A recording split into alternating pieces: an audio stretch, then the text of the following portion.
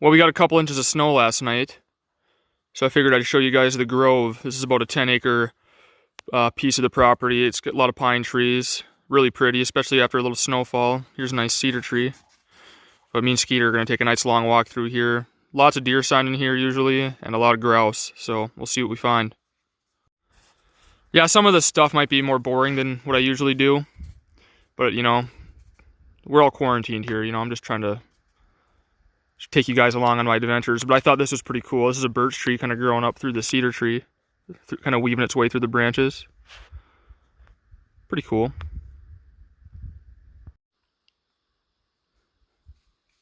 Lots of deer sign.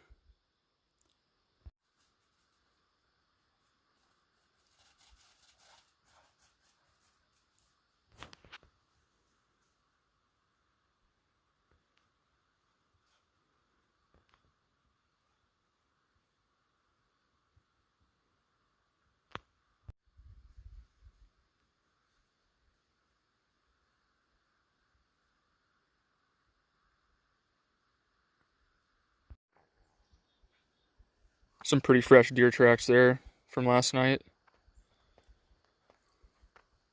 It's always kind of fun to get out in the woods after a little sprinkle of snow like that, because then you can see exactly what came by and what they've been doing.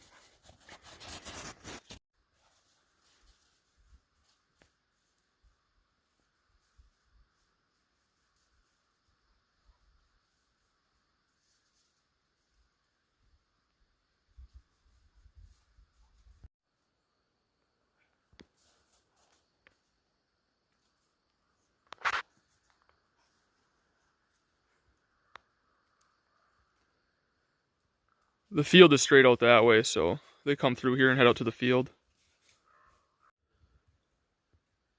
So another thing that I'm kind of doing right now too is I'm actually scouting for some good birch trees to get some birch sap to make syrup out of.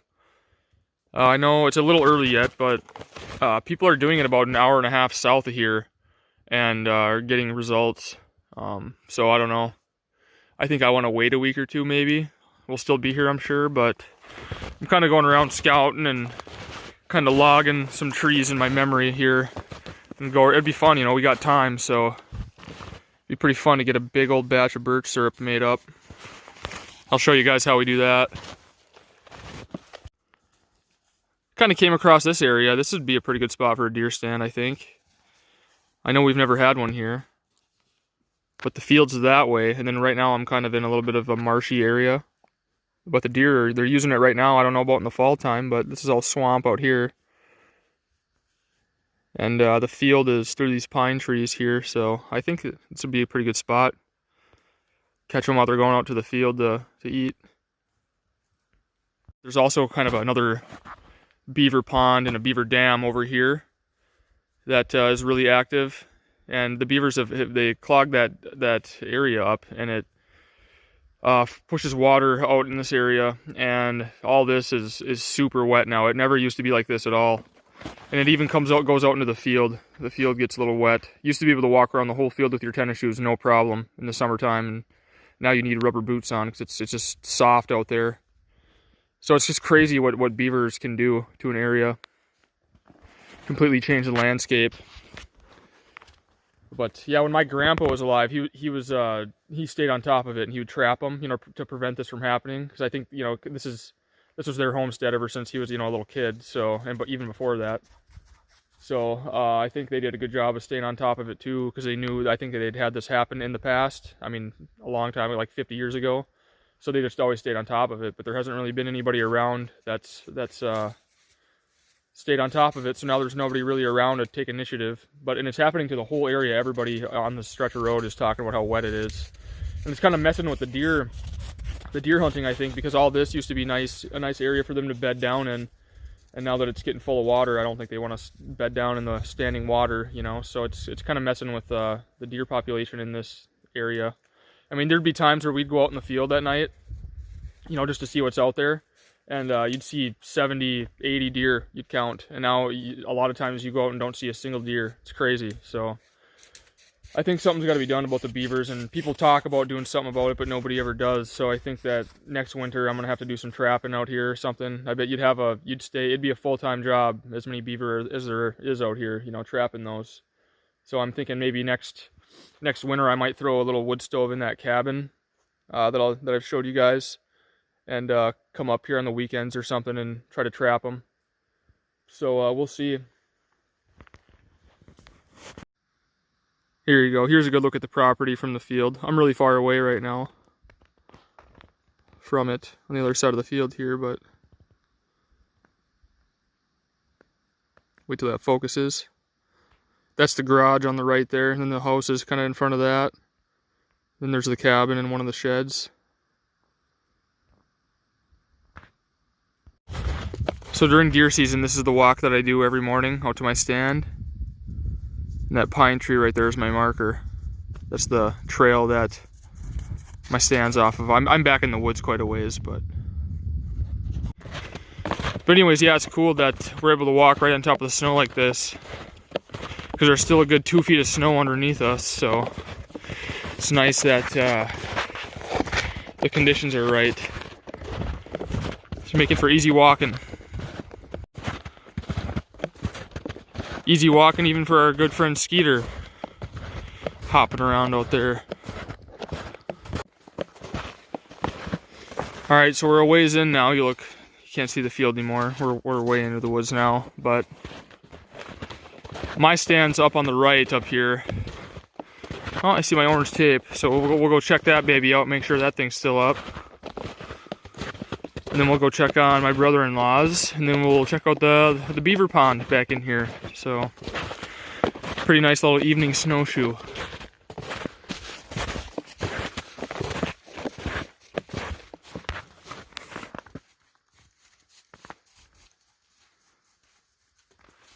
There, you can see it. There's my pink tape that I look for. I'm coming out here in the middle of the night at about 4 a.m. I actually just have some moose prints right here that are, Skeeter of course ran all over them, but the moose prints are right by my stand. So I'll go up here and show you guys what it looks like. Alright, so this is the view from my stand here. This is kind of my main shooting area here. It's hard to tell because it's winter time, but this is all swamp right in here. And then that trail that we come in off the field off of goes along right there and up that way. So this is my best area to see deer in right here. But I do have all of this, and there's always frequently deer tracks in here. And it is a little thick. I deer hunt with a 30-30. Actually, my grandpa's old 30-30 iron sights. That's all I've ever used. So, but I have a pretty good little area here. I mean, it's thick, but I have shot deer out of here. This is kind of their main runway. They have one right here. You can kind of see the tracks right here. Skeeter's back in there messing around. But they head that way, but my main, like I said, my main kind of area if I'm going to see deer is over here in this swamp they bed down in. But that main trail's right there, so that's usually where I end up getting them.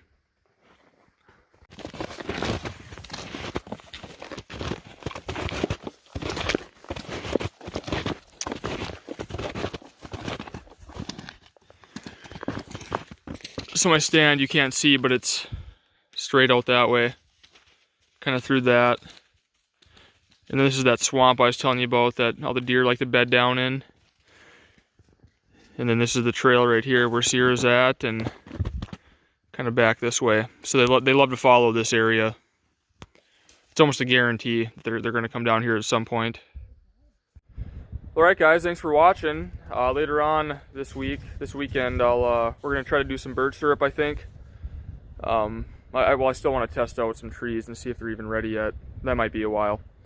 But nonetheless, I'll do some campfire cooking and some other fun stuff I got planned while we're here. So thanks for watching. Stay tuned.